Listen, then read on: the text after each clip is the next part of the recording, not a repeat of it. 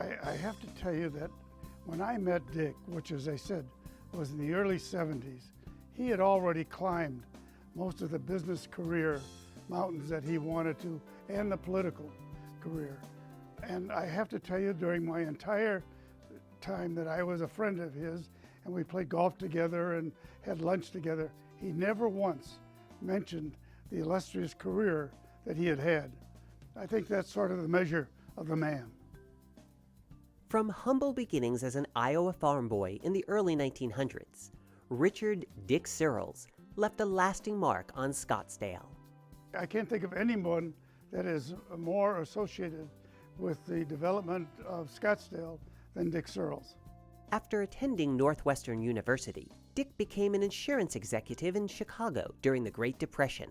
Although successful in business, he didn't care for the Midwestern winters, so he moved his young family to Scottsdale in 1941. Well, when we first came here, it was mostly a farming community, with Scottsdale probably a population maybe 100, 200 people at the time. He looked at it and said, oh, this is a good place to start farming and maybe raise cattle. Of course, he being a previous in the insurance business, he really didn't know a whole lot about farming, but he thought, hey, this is a challenge. And he was one who liked to take on challenges and make a success out of it.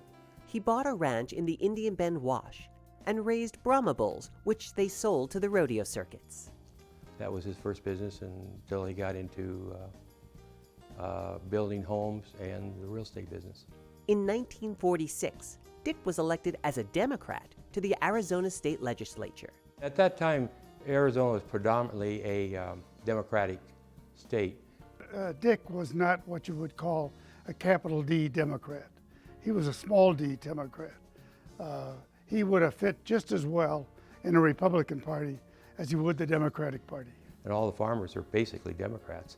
So he was a Democrat, but a lot of people thought, well, you know, he may be a Democrat, but sometimes he talks like a Republican. In 1948, he was elected president of the Salt River Valley Water Users Association. He was involved in trying to unite the power district and the water company together into one. And he was successful in doing that and having one board of directors and one president to answer to it. And that's where that's when they called it the Salt River Project after that, instead of the power district. As the head of the now SRP and a Scottsdale rancher himself, he proudly showed the state's irrigation system to the Shah of Iran during his 1950 visit.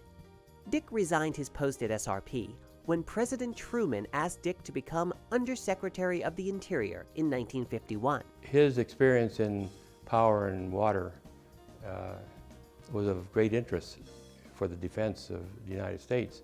And Oscar Chapman, who was the Secretary of the Interior at the time, had recommended to Harry Truman that this might be the man to fill the vacant spot of Undersecretary of the Interior that Mr. Chapman previously had. So we all packed up and went to Washington.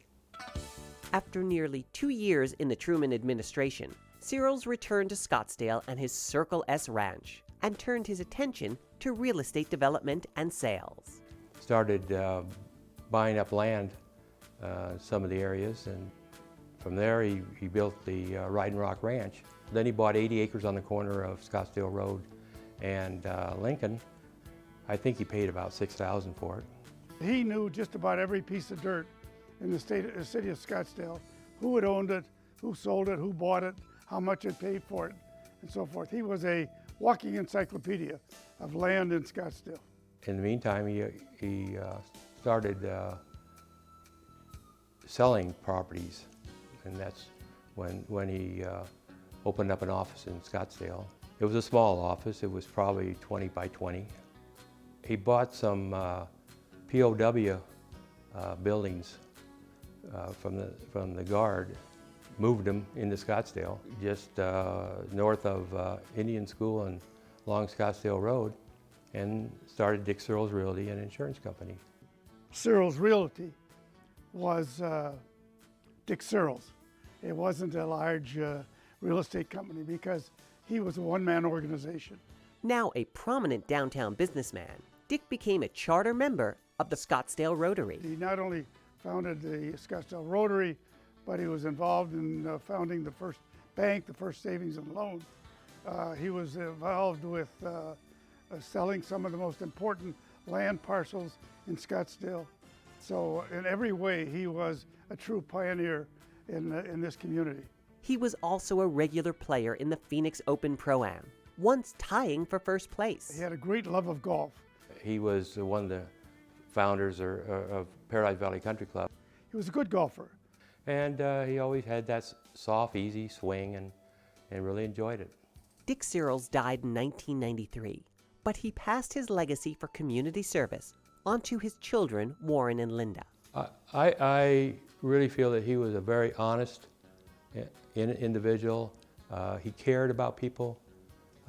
If people needed something monetarily or something, he would help them out. He was a man once met you wouldn't easily forget.